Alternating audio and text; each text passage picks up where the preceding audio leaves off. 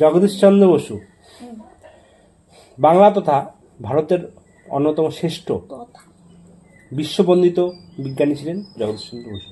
বিজ্ঞানী ছিল? জানিস না যে জগদীশচন্দ্র বসু বিজ্ঞানী ছিল? না, বাবা নামটা শুনেছি, বিজ্ঞানী ছিল। তাহলে কি জানিস? তাহলে কিছুই তো জানিস না। 1858 খ্রিস্টাব্দে 30শে নভেম্বর বর্তমান বাংলাদেশের ময়মনসিংহ জেলা বাংলাদেশে জন্মগ্রহণ করেছিল যদিও, কিন্তু তখনকার সময় বাংলাদেশটা আর ভারতটা এক জায়গাতেই, মানে একসাথে ছিল। কত সালে দেখ এটা? 1858, মানে স্বাধীনতা, মানে দুই ভাগ হয়ে যাওয়ার আগে, মানে ভারত স্বাধীন হওয়ার আগেকার। কত সালে স্বাধীন হয়েছিল?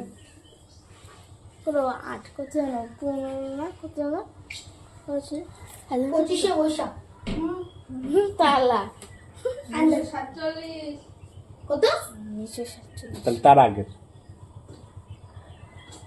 তোর তোর মা বাবা তো তোর থেকে বেশি, তোদের থেকে বেশি পড়াশোনা করেছিল। হ্যাঁ, কি বললাম আপনারা? দেশ স্বাধীন হয়েছে কত সালে?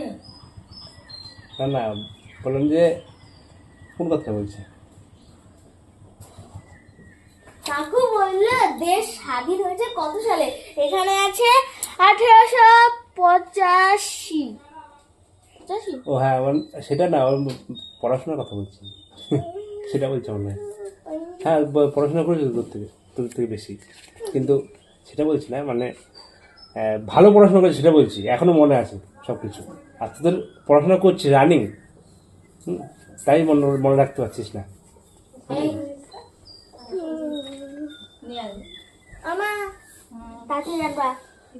কি না, 1858 খ্রিস্টাব্দে 30শে নভেম্বর বাংলাদেশের ময়মনসিংহ জেলায় জন্মগ্রহণ করেন তিনি। জন্মগ্রহণ করেন, তার পিতা ছিলেন ভগবান চন্দ্র বসু। তাহলে তার পিতা ছিল ভগবান চন্দ্র, তারপর ভাবিস না যে ভগবান ছিল, ভগবান চন্দ্র বসু। আর মাতা ছিল বামা সুন্দরী দেবী। হ্যাঁ, এটা শুনেছি, বামা সুন্দরী দেবী ভগবান। দেবী কেন বলতো? যে এই যে আগেকার যুগে দেবী বলতো, দেবী, সেটা মনে আছে তো? আগেকার যুগে দেবী বলতো না, যারা এই যে বড় বড় ব্যক্তি রয়েছে তাদের মাদেরকে সম্মান দেওয়ার জন্য দেবী বলা হয়। যেমন ধর ঈশ্বরচন্দ্র বিদ্যাসাগরের মায়ের নাম হচ্ছে ভগবতী দেবী। হ্যাঁ, মানে তাদের মা বাবাদেরকে সম্মান দেওয়ার জন্য দেবী ব্যবহার করা হয়। তার মা বাবার মায়ের নাম তো হবে বামা সুন্দরী বসু হতো, বামা সুন্দরী বসু হতো, তাই তো? তিনি কলকাতার কি হেয়ার স্কুল এবং সেন্ট জেভিয়ার্স কলেজে পড়াশোনা করেন। তিনি কি কলকাতার হেয়ার স্কুল এবং সেন্ট জেভিয়ার্স কলেজে তিনি কলকাতাতে, দেখ আমাদের এখানে কলকাতাতে পড়াশোনা করেছে, কিন্তু বাড়ি কোথায় না, বাংলাদেশ ছিল তাদের বাড়ি, কিন্তু কলকাতাতে পড়াশোনা করেছে। তখন সব একসাথে ছিল, সব পড়াশোনা করতে বেশিরভাগ জনই কোথায় না কলকাতাতে চলে আসতো, আমাদের কলকাতায়। বাংলাদেশ থেকে এখানে চলে আসতো, বুঝতে পেরেছিস? বাংলাদেশ আমাদের পাশেই ধরতে গেলে। এবার কি বলছে যে, এবং পরে লন্ডনে ডাক্তারি পড়তে যান, এবং কোথায় না লন্ডনে ডাক্তারি পড়তে গিয়েছিল। দেশে ফিরে এসে তিনি প্রেসিডেন্সি কলেজের অধ্যাপক পদে নিযুক্ত হন। হ্যাঁ, এবার আগেকার দিনে কি হতো, বেশিরভাগ জন যারা ধরো একটু শিক্ষিত বেশি হতে চায় তারা লন্ডনে চলে যেত পড়তে, বাইরে চলে যেত আর কি, বুঝেছিস? লন্ডন বা অন্যান্য বাইরে দেশে পড়াশোনা করতো। মানে বাইরে পড়াশোনা করতে গেলে তো আবার টাকা পয়সারও দরকার আছে, তারপর আবার ইয়েরও দরকার আছে, আর ভালো ফ্যামিলি ছাড়া ওখানে যাবে না।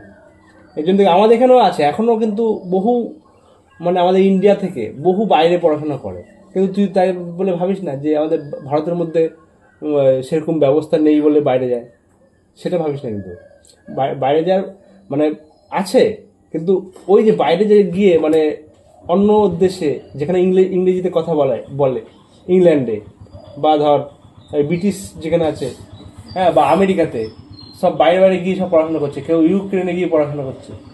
তাহলে তুই এবার ভাববি যে যাবো, আমাদের কি ইন্ডিয়াতে কি তাহলে পড়াশোনা করার ব্যবস্থা নাই, বাইরে চলে যাচ্ছে? ব্যাপারটা হচ্ছে যে ওইখানে তো সব ভাষা ইংলিশে, ঠিক আছে? এবার ইংরেজি শিক্ষাটা ভালো করার জন্য এখানেও কিন্তু ইংরেজি পড়ানো হয়, কিন্তু ওইখানকার মতো তো এখানে পড়ানো হবে না, ঠিক না? লন্ডনে গিয়ে যে যত ভালো পড়াশোনা হবে, হ্যাঁ, লন্ডনের যে বিশ্ববিদ্যালয় আছে, নাম করা বিশ্ববিদ্যালয়, হ্যাঁ, এবার এইখানে তো সেই নাম করার ব্যাপারটা নেই। মানে সবসময় দেখবি একটা ছেলেমেয়েদের কী করবে, সবসময় ভালো জায়গাতে ভর্তি করাবে, ভালো স্কুলে ভর্তি করাবে, বা ভালো পড়াশোনা করার জন্য যেটা করতে হয় সেটা করবে, ঠিক না?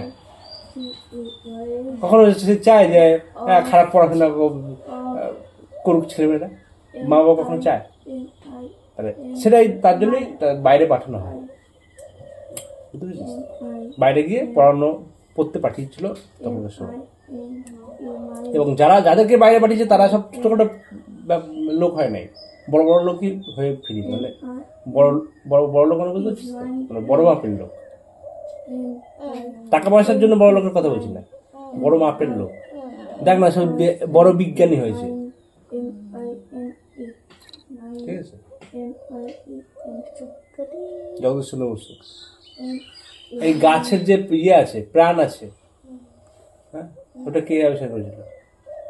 জগদীশচন্দ্র বসু। তো মানে গাছের যে একটা মানে জীবন আছে, প্রাণ আছে, ছোট্ট থেকে বড় হয়, হ্যাঁ, কোষ আছে, গাছের আলাদা আলাদা করে ইয়ে আছে, কোষ আছে, সেগুলো সব এই জগদীশচন্দ্র বসুই। যে উত্তেজনায় যে গাছ সাড়া দেয়, এগুলো উনি তো আবিষ্কার করেছেন। মানে তো মানুষ জানতোই না গাছ আছে, ও হচ্ছে, বড় হচ্ছে। ওই যে এটা যে উত্তেজনায় সাড়া দেয়, লজ্জাবতী গাছ যে ধরলে সরে যাবে, উত্তেজনায় সাড়া দেয়, তারপরে লম্বা হয়, বড় হয়, ছোট হয়, এত কিছু আগেকার দিনে ওরা ভাবতো নাকি?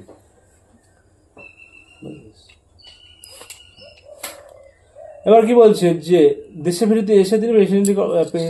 এসে তিনি কি করেছে দেখ, মানে লন্ডনে গিয়ে পড়াশোনা করেছে, কিন্তু দেশে যখন ফিরে এসেছে তিনি কি প্রেসিডেন্সি কলেজের অধ্যাপক পদে নিযুক্ত হন। হ্যাঁ, প্রেসিডেন্সি কলেজ হচ্ছে আর বড় কলেজ, সেখানে অধ্যাপক হিসেবে। এবার অধ্যাপক কাকে নিযুক্ত করবে?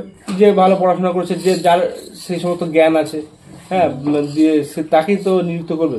পরীক্ষা দিলে সেই তো পাশ করবে, না অন্য কেউ পাশ করবে?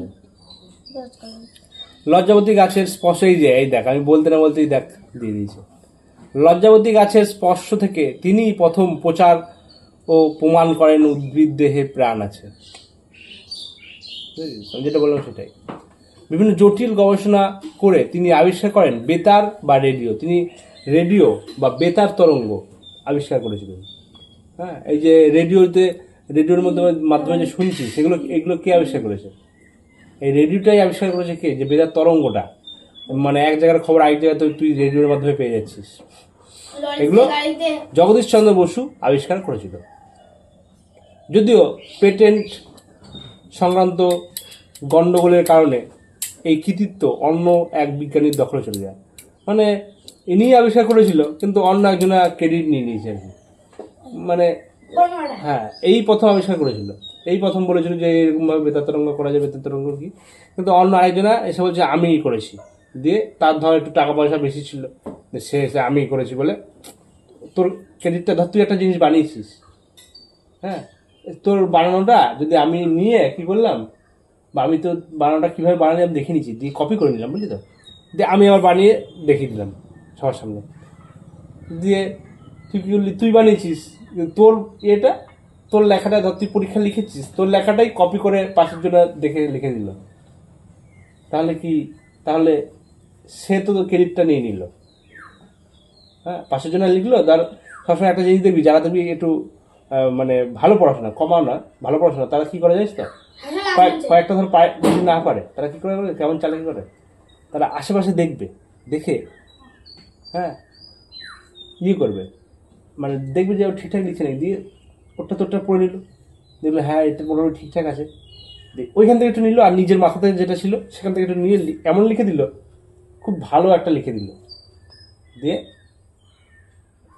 সে বেশি নাম্বার পেয়ে গেল তোর থেকে, কিন্তু তোর জিনিসও কিন্তু ও নিয়েছে, বুঝেছিস, দিয়ে নিজেরটা একটু মিক্স করেছে, দিয়ে ও ফার্স্ট হয়ে গেল, এরও এই অবস্থায় শেষ হল। মানে ব্যাপারটা যে আইডিয়াটা হচ্ছে ওর ছিল, কিন্তু ও যে নিজের একটু দিয়ে অন্য একটা লোক নিজের একটু জ্ঞানটা মিশিয়ে আর ওরটা নিয়ে দিয়ে ওর ট্যালেন্টটা নিজের নাম করে নিয়েছে, বুঝেছিস? আর কি বলছিস দেখ, যে পেটেন্ট সংক্রান্ত গণ্ডগোলের কারণে তিনি কৃতিত্বরা অন্য একজন বিজ্ঞানীর দখলে চলে যায়। এমনকি জগদীশচন্দ্র বসু ছিলেন ক্রেস্কোগ্রাফ যন্ত্রের আবিষ্কারক। ক্রেস্কোগ্রাফ যন্ত্র আবিষ্কার করেছিল তিনি।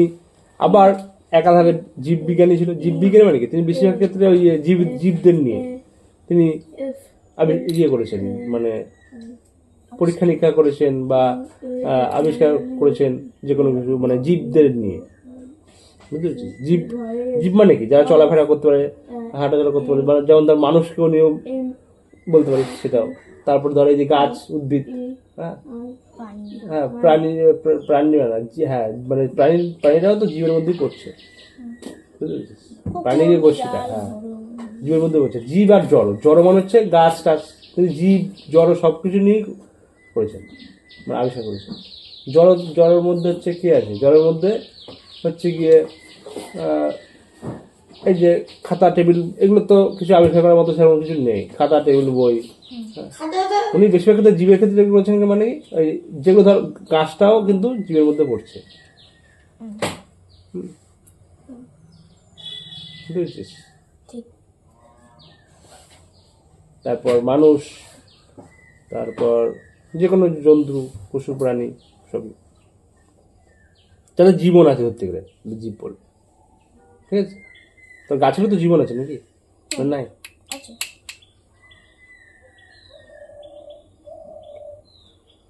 তিনি আবার একাধারে জীববিজ্ঞানী ছিল সুবক্তা।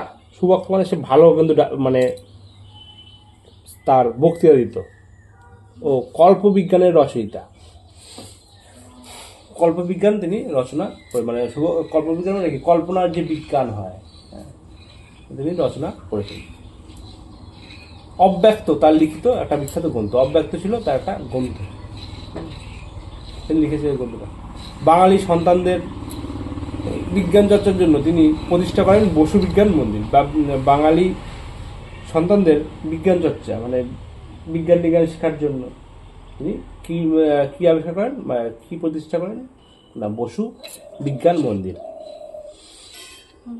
হাওড়ার শিবপুরের বোটানিক্যাল গার্ডেন তারই নামাঙ্কিত। হ্যাঁ, হাওড়ার যে হাওড়াতে শিবপুরে যে একটা বোটানিক্যাল গার্ডেন আছে, তার নাম অনুসারেই ওই গার্ডেনটার নাম হয়েছে, ঠিক আছে? বুঝতে পেরেছিস? সেটাই বলছে হাওড়া।